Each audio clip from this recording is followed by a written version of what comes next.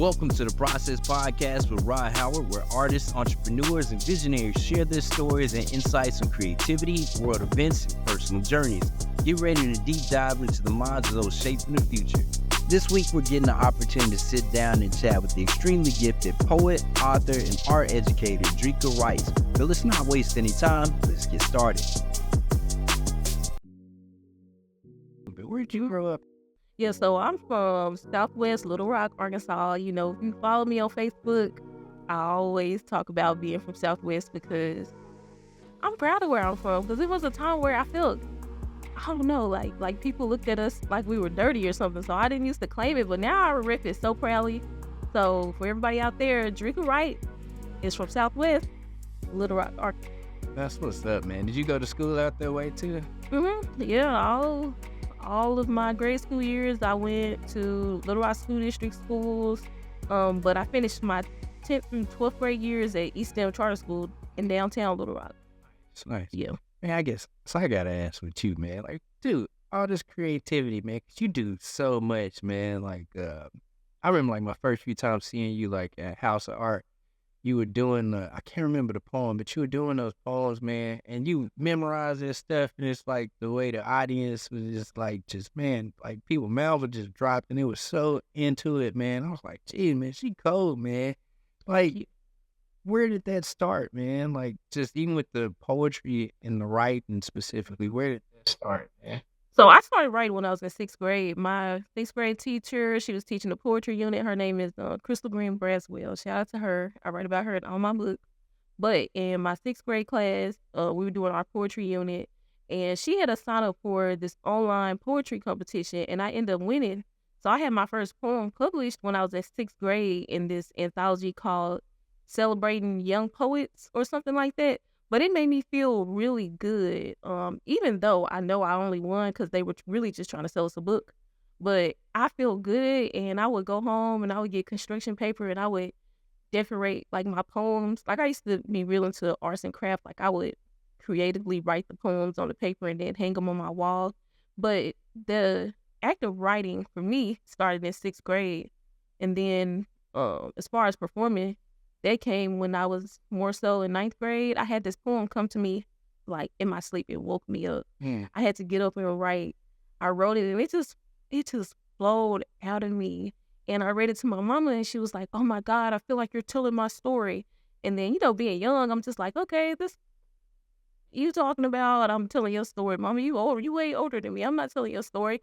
But she liked it so much, she was like, you got to read this at church. And I was scared because I was really a shy, quiet kid growing up. But she had me read it at church, and it was very scary. When I tell you, you know how, what's that, 8 Mile, when he was like, palms are sweaty. Mom's spaghetti. I was trying not to forget what I wrote down. But I got up there on that church stage, and I performed that poem, stuttering and all armpits wet. But I walked away feeling accomplished and like, you know, I had a voice, and I was so glad and grateful that my mama pushed me to do that because it opened my eyes to the fact that I can use my voice, that I can speak, that I could do something with this. So I was a part of a youth program called Go Girls. It was a youth initiative program for at-risk teens. And they put us in this class called Toastmasters. So we used to do Toastmasters. And then there was also a church that had this speech competition, and we would have to meet every week. So I was working on my public speaking skills, and I was using my poetry for my speech. So after performing at church, you know, I got several opportunities to like really hone in on that skill and try to tap into like the gift that I feel like God really blessed me with. So, you know, long story short, that's how I got started in poetry. That's crazy. And you just kind of stuck with it the entire time. Has there ever been like a lull? Because I know, like, between, like, I think when I first started seeing you do it at House Art and other stuff, was there ever a lull that you just stuck, you like, I love this, and you would just, it was just no other stop, just went in? Yeah, I'm so glad you asked that, because when I started performing in 9th grade, I never stopped. Because in 9th grade, that's when I got introduced to the poetry scene of Little Rock. And that's how I met, you know, all the poets that were part of foreign tongues. So like Chris James, True Poet, Stacy McAdoo, Ron McAdoo, Apollo, Osiris, and Osiris actually gave me my first feature. Yeah. It was at this chicken wing place downtown, like, and I was just, I believe I was 16. I wasn't that old, but he gave me a platform, and like from that, I just kept doing it. Like even at East STEM, like for my East Lab project, I organized the the school level poetry out loud competition, which is part of a national competition where kids get to recite poems from other people, and they get a chance to go to nationals where they can compete for like large cash prizes, right? But I, as a teenager, I had a poetry club where I was working with the students on doing poetry. Now, I don't like reciting other people's work, so I didn't participate in it, but I did organize it. So in high school, the poetry club, and even when I graduated high school, I got a chance to teach poetry and creative writing in an after school program.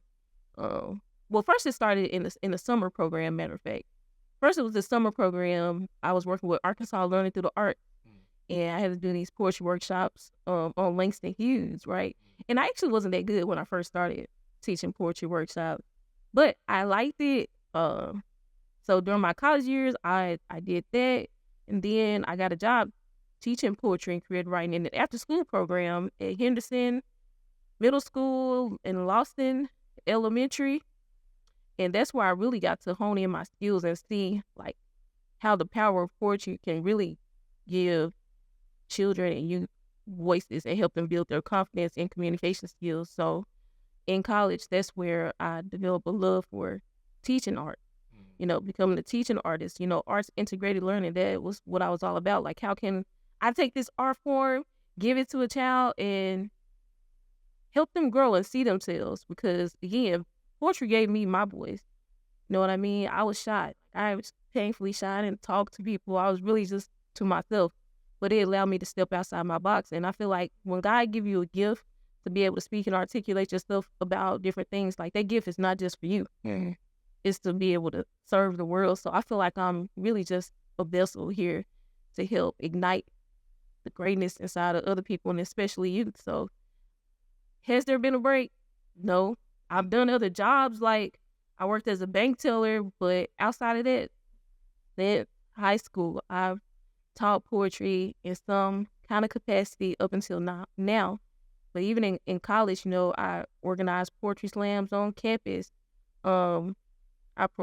People will book me to perform at the different events, and that's all I've done. And even though my degree is in insurance and risk management, and I have never used it. Now it's a Bachelor of Business degree, so I mean, some aspects of it I have used, but for the most part, I like never got a job in any of that, even though I liked it. And I feel like my path was always the arts and helping build confidence. I call myself the master motivator, the ego stroker and doubt choker. Like I feel like I was born to like show people and introduce people to themselves. So poetry, that's been me the whole time. So I always knew that you did like the education and art thing, but what I didn't know is that you had been doing it at like such an early age and for so long, man. It is so cool, man. Like I know that you do so many other programs where you like working with youth. Why is the education piece so important? Like with the art aspect of, I mean, like just based on conversation and just seeing how you moved in the past. I know that the poetry and the writing part is important, but the education, it seems that you're really, really passionate about that as well. So why is the education piece so important to you as well? Or using those two methods to teach? You ask very good questions. These are great. Like, I feel so excited to answer this question. I'm trying to calm down. But the educational piece of what I do is so important to me because I feel like I'm most useful in the education setting. You know what I mean? So being able to work with youth and to give them a tool to help them see themselves as somebody who's special and who can be anything they want to be in this world, that was just important to me because I feel like somebody gave that to me. Like somebody gave me something that helped me become who I am. And I feel like I have to give back in that way. And I see myself doing so in those educational spaces. So I feel like every time you hear somebody talk about, who's had a big impact in their life, somebody's story is always going to go back to a teacher.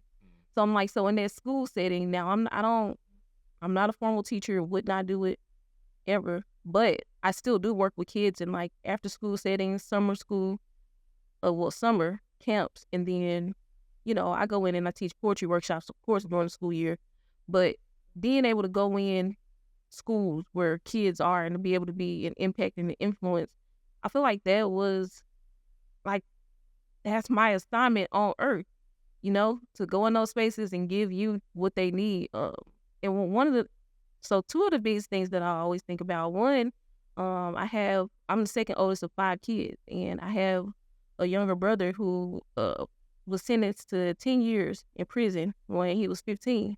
And I remember being on the phone with him, and he was like, he didn't think he would get in that much trouble. And I'm like, whoa, like, why would you think that? But in that moment, I thought to myself, like, what other kid could be feeling that way? Because me and my brothers, we all grew up in the same household, but a lot of us, few of us took different turns. And I'm like, what was different for me and my brother? It was that I had people who nurtured the greatness in me. You know what I mean? They introduced me to poetry. They gave me different outlets that I needed. So I wanted to be able to be that for other kids. And I feel like through poetry, you get a chance to not only express yourself, but again, you get to find out who you are, like what's great about you. Because something that I'm always teaching them in these poetry sessions is that, it don't matter where you come from. It don't matter if everybody in your neighborhood sell drugs, they rob, steal, kill. It don't matter if everybody in your family don't do nothing with their life. Like, you get to choose who you get to be in this world. Like, that choice is nobody else's. So I think through poetry, through spoken word, through giving them the freedom to talk about whatever they want to talk about, they get a chance to imagine themselves beyond the zip codes that they were born in. Because I typically work in communities where there's a population that, people identify as at risk. You know what I mean? So I feel like, what's a creative way to reach them, to get them to speak, to get them to build their confidence and use their voice and see themselves. Again, my gift was poetry. I'm giving it to them. And they get to take that and grow. And then, I don't know what the second thing was. I said 2 things, but that's the number one thing. I want to hone in on a little piece, a piece that you said, I'll come wrap around to something else. But like, you talked about the self-expression piece, like, especially like in African-American cultures, like, Black men don't necessarily talk about how they feel, or, Black women don't talk about it a lot of times. And like, I worked with kids for a while too. So it's like, these kids are dealing with all types of trauma and stuff, and then really don't know how to express it. Like, from your perspective, how important do you think it is for kids to know how to express themselves, especially through like an artistic medium? Like, how can you kind of speak about the importance of that? I think it's super important, and it's not something that I speculate about or that I read in a book that might be good for kids, but I've heard it from their mouths after we complete a poetry workshop session. So I do poetry workshops with schools. So I'll stay for a week where I teach them different figurative language skills. They get a chance to write about whatever they want to write about, and I always challenge them to write about things they don't usually get to talk about, so it gets vulnerable, it gets deep. But in those sessions, I always do a reflection at the end of the workshop week. And the number one response is, one, I'm so glad I got to express myself, because I otherwise would express myself in a more negative way. And then you have some who, throughout the workshop, they'll kind of be standoffish, but I really challenge them to challenge themselves. And at the end, they're always just like, man, I'm so glad I did this, because I did not know I had that in me. I have a girl right now that I worked with when she was in 5th grade at Meadow Park Elementary. Her name is Drekkia. Shout out to her. But I remember working with her when she was in 5th grade years ago, and her being like, oh, you know what, I don't do this poetry stuff. Like, what is this? I remember her being scared to perform in the poetry slam, because we always do a poetry slam at the end of the poetry workshops. But she ended up winning that poetry competition when she was in 5th grade. And this is how you know, like, little seeds that you drop and you plant, that they matter, even if you don't get to see them manifest right there in that moment. But years later, I'm judging a NAACP competition, and there was one girl that came and did poetry, and she won. And I'm like, man, she looks so familiar. I know her. And she ended up coming to me. It was like, yeah, you worked with me when I was at Meadow Park. And that was like her second time winning the NAACP competition. And she's actually won it consecutively. I think probably going on 3 or 4 years right now. But to see that she continued to use that skill that I gave her of 1 week of me being with her, it was just powerful, because at first she didn't think she was capable. She didn't think she was capable of winning first place, but she did. Then she go on to, as a high schooler, because at this point I believe she was in 9th or 10th grade, but she won these NAACP competitions. And then on top of that, like this year, she wrote her first book. So I got to help her publish her first book of poetry called Puzzle Thoughts. And she is 16 in the 11th grade, but she is a published author now. But the impact of giving kids voices, again, it gives them opportunities to do things that they may have never been exposed to, because she's gone on to get booked to perform and speak at different youth programs and events and things like that. It does something to your confidence. It makes you feel like you belong, that you have a place in this world, that you have a voice, that you matter. And it's important for kids to feel that. So throughout the workshops, again, just giving them a platform to express themselves, they get to get a lot off their chest, because you would think that I'm not going to say you would think. Now, I used to feel like, oh my gosh, kids, they're just sitting around. They're not worried about nothing. They're thinking about the playground, boogers, recess. But they really are deep and introspective kids. So that's why I really love working with elementary and middle school, because the things that they talk about, I'm just like, how do you even know about that? Like, they over there talking about feminism, pollution, politics, depression, death, low self-esteem, bullying, and giving them space to do that. It just makes a world of a difference, because nobody's sitting around asking them, oh, how you feel today? First of all, teachers have like 28 kids in one class. You can't really go through and try to see how everybody doing, and then they probably don't get it at home. Yeah, I mean, you brought up a point, I think, something I think that's pretty cool. Like, from your perspective, like, in the education, I mean, being an educator seat, like, what advice would you give to, like, other educators about getting those kids to open up? And I mean, I've seen you do it with like, even me going in for that workshop where you actually had, like, the networking day where you're teaching these kids, like, how to talk to strangers and, how to talk to people and Right. express themselves. Like, what would you say to educators to get their kids to be comfortable with expressing themselves or expressing their feelings or talking about it? You know, and is it just specifically through poetry, or are there things that you do when you talk to them, get them to let the guard down, or they can kind of feel safe to be able to express themselves? Or I think the number one thing is to make them feel safe. They gotta feel safe and like they can trust you. And you can do that through having genuine conversations with them, letting them know that you see them, speaking to them on a daily basis, remembering small things about them, like, hey, somebody may have gotten a haircut. You can tell them, oh, okay, you look sharp. You know, I had one kid, I told him, like, oh man, I like that haircut. You look good, boy. He was just so happy that somebody acknowledged that. But little things like that matter, because it creates that safety for them. And then when you do want to give them space to express themselves, you have to make it fun, whether that be you are using poetry or some other form of art. Now, for me, I feel like the art is that one thing that has a low barrier to entry, and anybody can participate. So it's one thing that I know I can use that everybody can be able to do. So you have to make what you're presenting to them fun. You have to model it as well.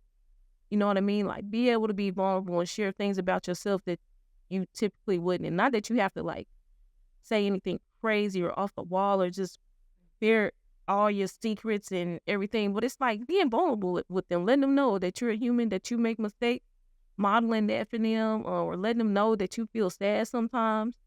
Being a model, making the assignment or whatever activity you do, making it fun. You know, you have to have the energy because kids pick up on energy. Now, that's another thing when I'm having reflections with the students when we're doing, whatever I do, whatever workshop I'm doing, it don't matter. But one thing they will always say is like, I love your energy. I love that you good vibes and all that. And that's on purpose because that dictates how they show up. So I have to show up. Even if I don't feel it, I know that I got to show up in a way that makes them feel like, oh, like I want to be here.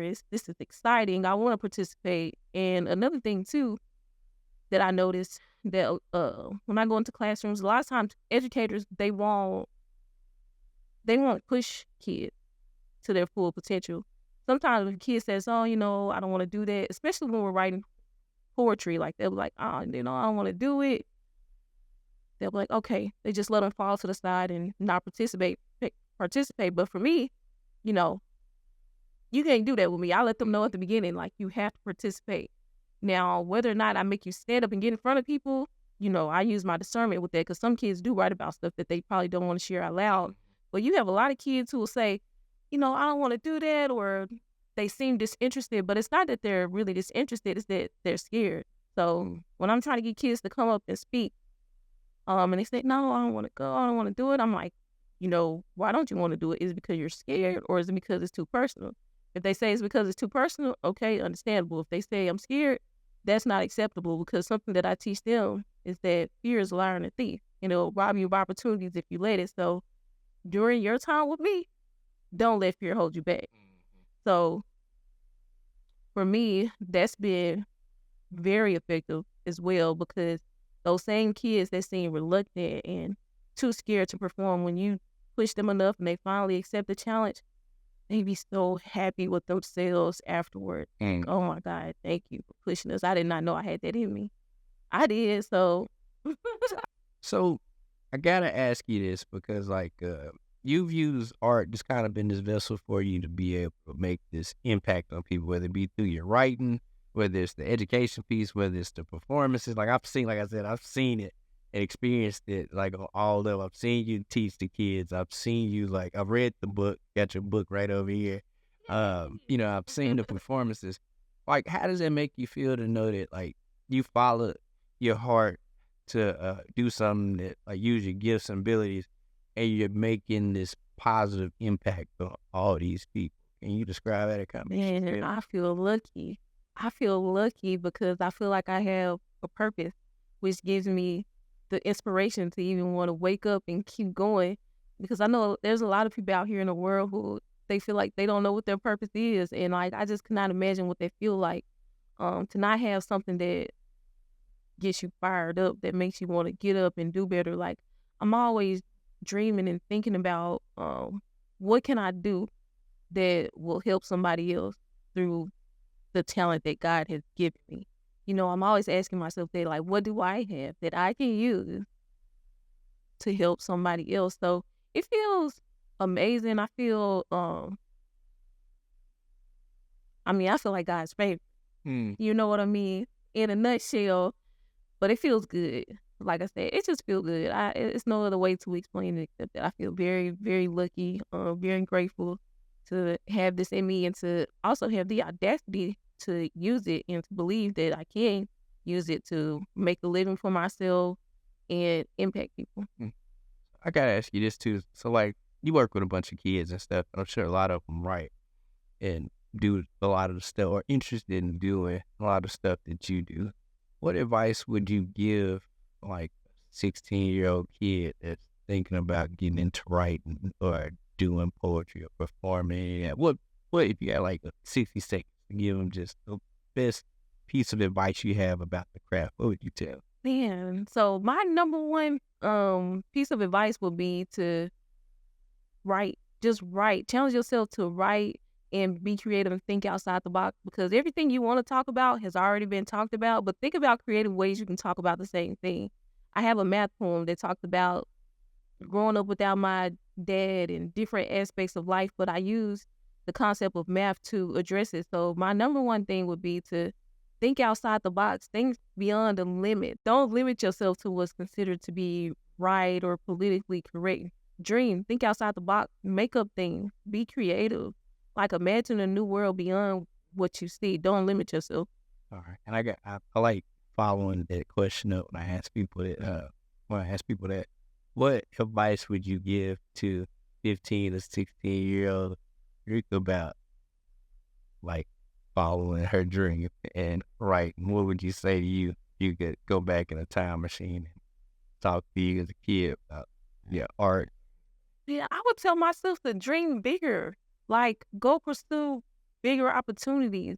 Like, I wish I would have left the state or, went on Showtime at the Apollo or signed up for some kind of America's Got Talent or just had went outside of my comfort zone of Arkansas and spread my wings a little bit more. I definitely would have told myself that because I wanted to go to Spelman, but I didn't go, first of all, because they didn't have my degree program, but I was also just a little scared. And that's why I push so hard and tell kids now, like, don't let fear hold you back because it will rob you of opportunity. So, that's it. I was just, it's funny, I just had JDP here a second ago and I asked him this question. Came to me to ask him, but when you're pursuing a career like arts or just anything, it's inevitable that you're going to run into failure at some point. Have you experienced any failures that were big learnings for you that that you feel that you care to talk about, that you feel like somebody else would benefit from? Yeah, so just to give y'all a little background. So I quit my job as the Arkansas Arts and Education Program Manager 3 years ago. But when I quit, I did not have nothing lined up. All I had was my faith and an idea of what I wanted to do. And I said, God, I'm about to jump out here and you better catch me. You know what I mean? And when I quit, opportunities did come to me. But I would say one of my biggest failures on this journey has been like, I don't even know if you would call it like a failure, but like allowing imposter syndrome to sometimes consume me. Like, I know I do a lot of things, but my dreams are bigger than what are out there now.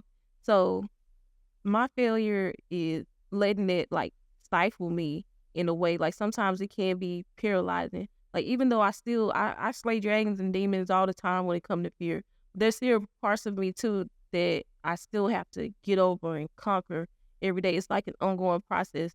But if I could think about one of the biggest failures, it would be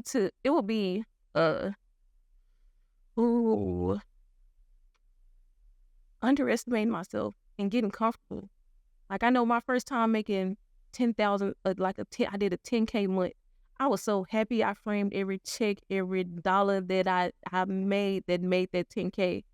But in my mind, I don't know. Like I let myself get content and I didn't continue this. So the failure was like, oh man, I had this high month, but it just fell off and fell low because I didn't keep that momentum going. So another failure would be like making sure that you keep your eye on the prize and keep planning ahead. And I got this advice from Lorenzo P. Lewis.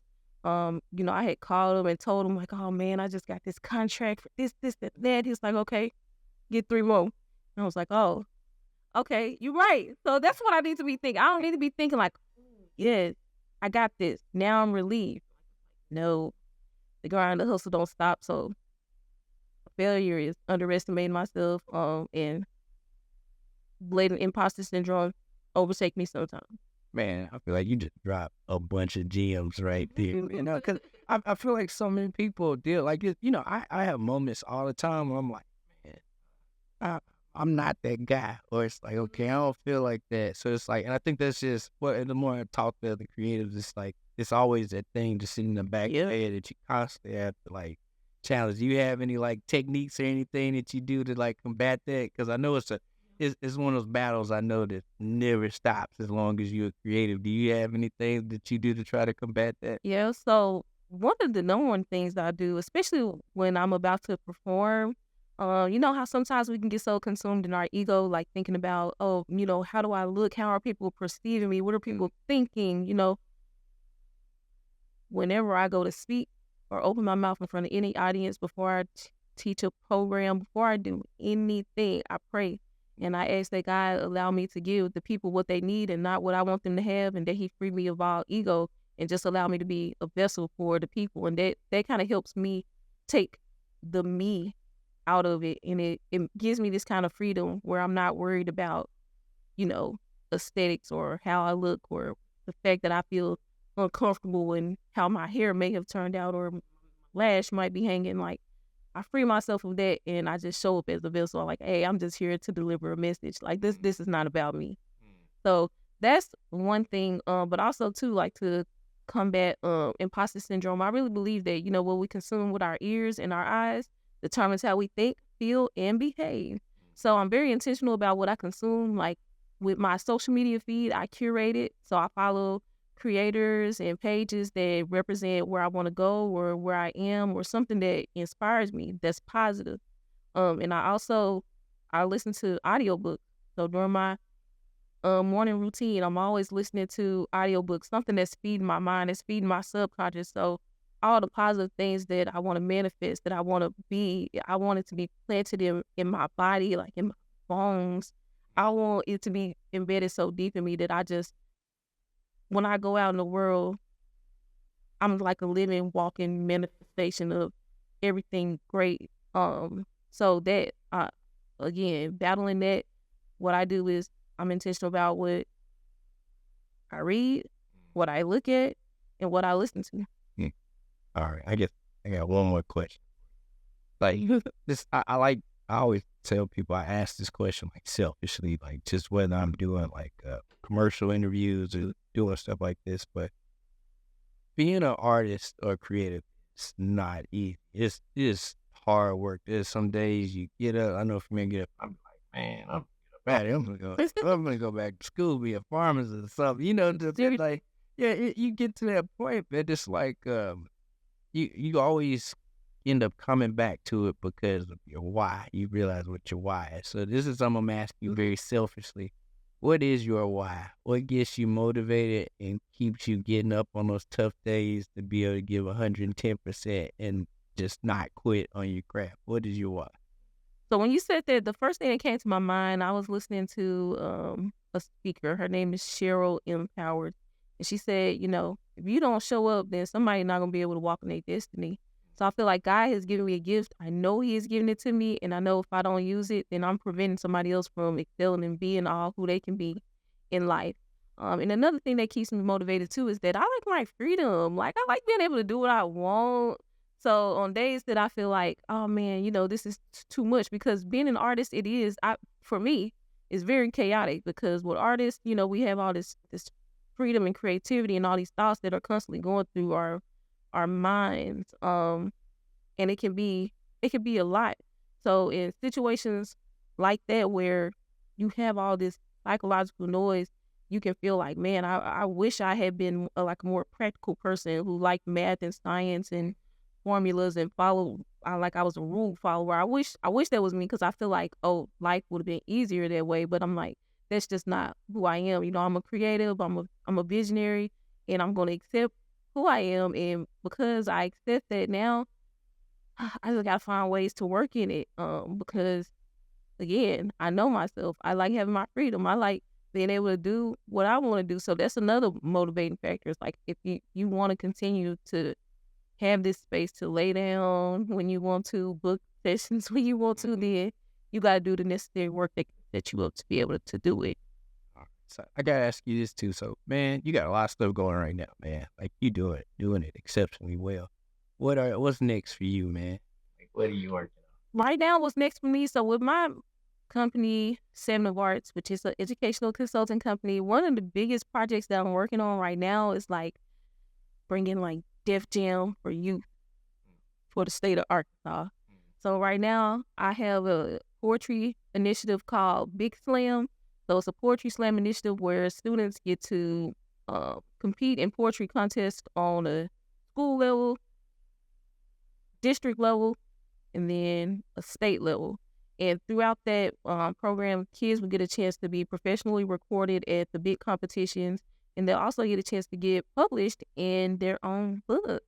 So kids will get a chance to be published authors. That's the next big thing for me. Big Slam, I'm currently working with Little Rock School District, Jacksonville, about to get Earl School District on board. And also Texarkana. I've been doing work out there as well. So I'm curating that, and that's something big that I'm working on and that I'm excited about. Like I literally cried about it the other day because I'm like, oh my God, this was a thought. That's what I was talking about earlier. When you have like dreams, my dreams be so big. Like I know I do a lot of things. I celebrate myself for those things, but I got dreams that are like bigger than the ones that you can see with the eye. And these are one of those. Well, Big Slam is one of those things, and it's about to be a living, breathing thing, and I'm so happy about it. So where can people find you, find out information about company and all the stuff you got going? Where can they find you? Well, it will be easy if you just follow me at Drekkia Writes on any social media platform. That's DREKKIAWRITES. But you can find my businesses from there. 7 of Art, everything. Drekkia Writes. All right, well, Drake, I gotta speak on behalf of everybody else in the city. I feel like thank you for coming on here, man. I mean, like I said, it's been a pleasure to sit back and kind of watch your progress and stuff from afar. Just kind of watch you do your thing. It's so cool just seeing you like do all this stuff and just I don't see how you do it, man. You got so many moving parts and you do it so well, man. So I'm proud of you. Keep doing your thing, man. So y'all make sure y'all check her out. So if you guys are watching this at home, man, make sure y'all check her out. Also, if you like this podcast, please make sure that you like it, drop a comment, and share it with somebody that you think would benefit from hearing this. Until I talk to y'all again, y'all make sure that you stay encouraged, stay blessed, and also make sure that you smash that subscribe button too. All right, y'all take it easy.